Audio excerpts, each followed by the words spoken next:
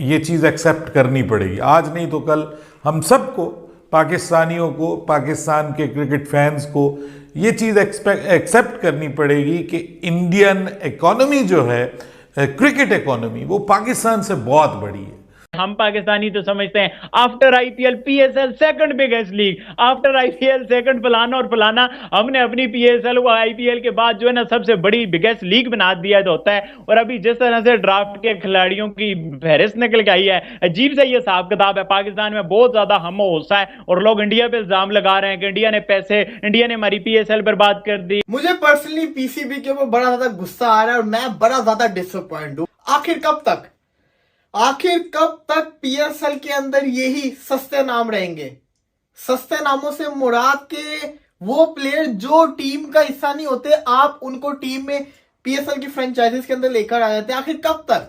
क्योंकि मुझे बड़ी उम्मीद थी कि इस दफा पीएसएल 9 के अंदर बड़े नाम आएंगे, Glenn Maxwell, Quinton de Kock, David Warner, Heinrich Klaasen जैसे बड़े नाम देखने को मिलेंगे। पाकिस्तान क्रिकेट बोर्ड, बेसिकली तो पीसीबी बोला जाता है इनको, लेकिन मुझे लगता है कि पीसीबी से ज्यादा, पाकिस्तान क्रिकेट बोर्ड से ज्यादा पाकिस्तान कॉमेडी बोर्ड है और दुनिया भर में मजाक बन रहा है ना। देखो, हम पाकिस्तानी हैं, हम चाहते हैं कि हमारी क्रिकेट ऊपर जाए, ऊपर जाने की बजाय नीचे आ रही है। पाकिस्तानी फैंस चाहते हैं कि अवानियों को बैन कर दिया जाए, होना तो चाहिए, लेकिन अब बात यह है कि लीग है और हकीकत यह है कि इस साल पीएसएल में एक भी ऐसा नाम नजर नहीं आ रहा जो आपको कि बड़ा नाम, कोई नया नाम हो।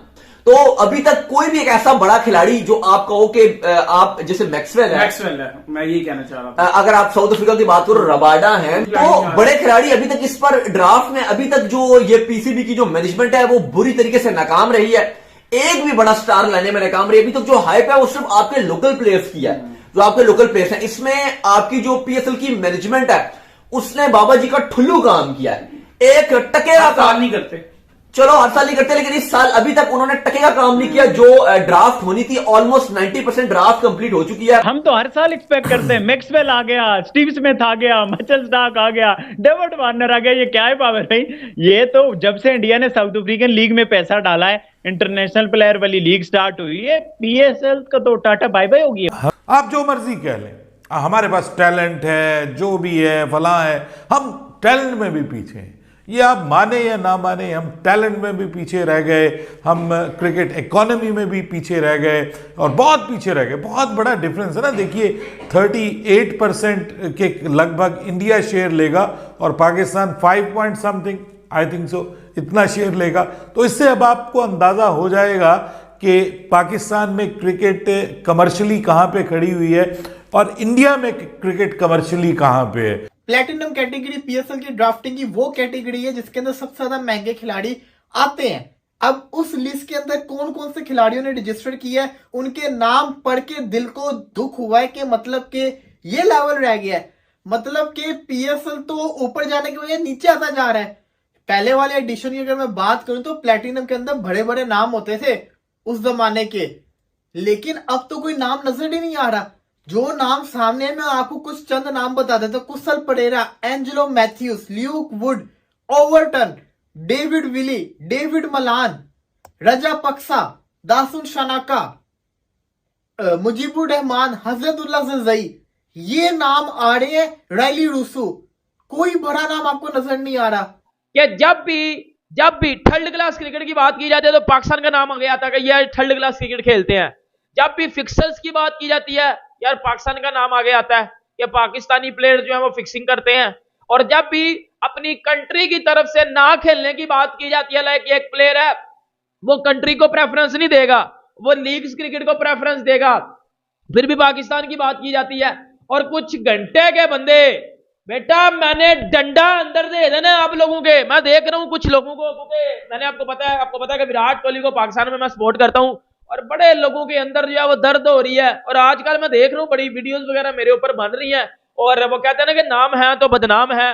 बड़े लोगों के घर चल रहे हैं मेरी वजह से। मैं देख रहा हूँ एक है वो थोड़े दिनों की पैदाइश, वो गाड़ी में बैठ के अपनी अम्मी पेश करा रहा था उधर बैठ के। तो अच्छी बात है भाई, करते रहे, लेकिन मैं तो ठुकाई करने से या घंटा बजाने से मैं तो बात नहीं आऊंगा।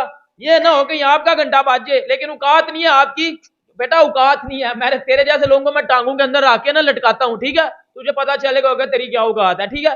बाकी दूसरी बात यह है कि भाई पीसीबी को चाहिए कि क्रिकेट ऊपर करे। जितने मैंने अभी तक लिस्ट देखी है उनमें एक भी कोई ऐसा नाम नहीं है जो मैं कहूं कि जो लास्ट एडिशन में मजा आ गया होगा। हाँ, जिसको देख के हो गया कि भाई वो लास्ट एडिशन में नहीं था और अभी कोई नई साइन अप हुआ है, कोई जो करंटली बड़े प्लेयर्स हैं।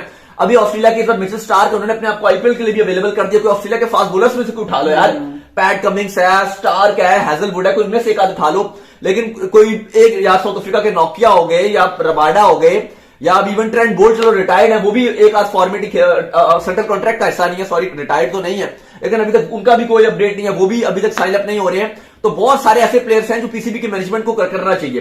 तो यही वजह है कि जो फैंस चाहते हैं कि अफगानी प्लेयर्स को ना रखा जाए, लेकिन आपकी जो पीसीबी की मैनेजमेंट है वो इतनी नाकाम है, पीएसएल की मैनेजमेंट इतनी नाकाम है और इतनी नाअहल है कि वो अभी तक बड़ा प्लेयर लेकर ही नहीं आई। तो वो कह रही है कि भाई अगर ये भी हमने 2-3 जो प्लेयर नजर आ रहे हैं अगर हम इनको भी हटा देंगे तो रखेंगे क्या। सही बात है। तो इसलिए फैंस का जो गुस्सा है वो जायज है, लेकिन ये कुछ कर नहीं सकते क्योंकि इनका होमवर्क ही नहीं है। तो फिर जो खुद प्लेयर आ रहे होते हैं ये कहते हैं भाई यही बहुत बड़ी बात है। और जो इंडियन प्रीमियर लीग से इन्वेस्टर्स को रिटर्न मिलता है वो दुनिया में किसी लीग से नहीं मिलता। वहां पे हजारों अरब रुपए लगते हैं, इंडियन हजारों अरब रुपए, ठीक है।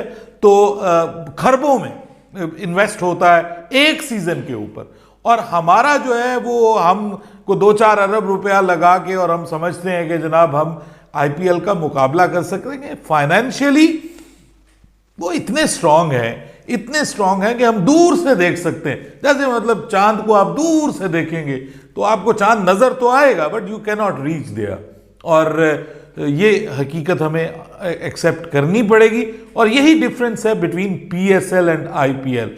और इसी वजह से देखिए यहां पे कोई चीज नहीं है सिवाय पैसे के, और पैसा और फिर ऑब्वियसली उसके साथ क्वालिटी ऑफ क्रिकेट वो भी जबरदस्त है।